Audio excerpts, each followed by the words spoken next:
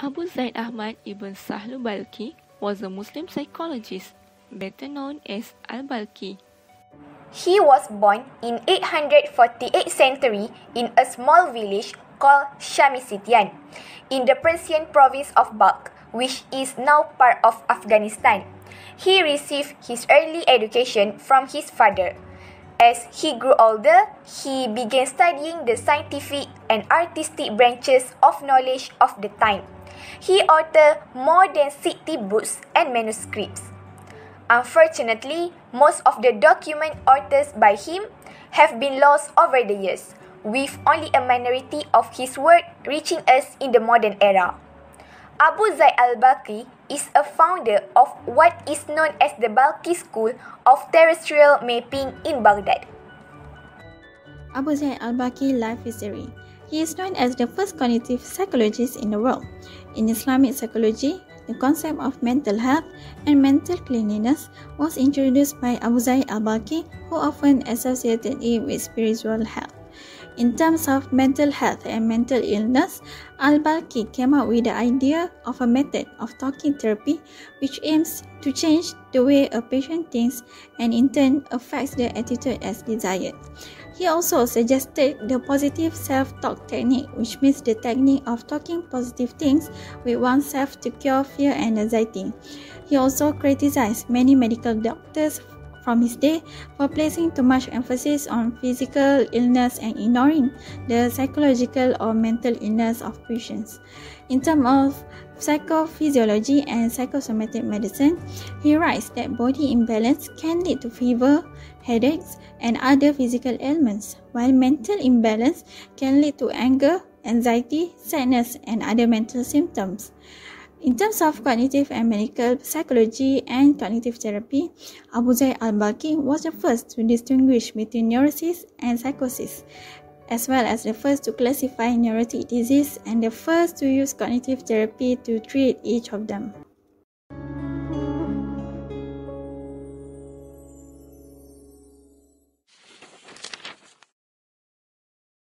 He is the first people to talk about mental health and mental illness. He criticized doctors and physicians who put on emphasis only on the physical body and health and paved a way for people to have an outlook on another dimension of health. He argued since the man's construction is from both body and soul, therefore human existence cannot be healthy without ijtiba, means interweaving of soul and body. He successfully discusses the mind-body relation discovered by him, which has been only confirmed by modern science not too long ago. Mind-body connection means that the health of former affects that of the latter and both are correlative. The foundation of his discoveries can also be traced back to the Quranic notion, where the reality of qalb is being conferred in their heart is a disease. He also stated that balance between mind and body is required, and imbalance between both can cause sickness.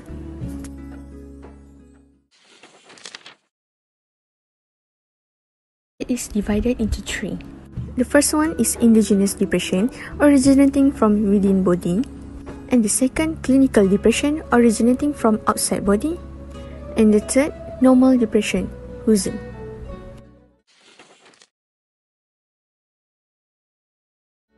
Phobias have been mentioned in ancient manuscripts but did not appear as a separate clinical phenomenon. Al-Balkhi took an innovative step in defining phobias as a separate entity in his book. He was one of the first to cluster the psychological and physical symptoms of phobia under one category of al-faza and outline a specific management plan. Abu Zayd Al-Balkhi wrote more than 60 books and manuscripts. Unfortunately, most of his books have gone missing and untraceable. The book Masolih Al-Abdan wal Anfus, which means sustenance of the soul, is one among those that has survived till current times. In Masolih Al-Abdan wal Anfus, he was the first to successfully reveal disease related to body and soul. In his book, he describes psychopathological disease such as stress, depression, fear and anxiety, phobia, as well as appropriate treatment and therapy done in line with what has been in the science of psychology today. His book is very important as it is the first work that discusses psychology. The following is a quote from Abu Zayd Al-Balkhi. If someone praises you for what is not in you, then you cannot trust that he will not blame you for what is not in you.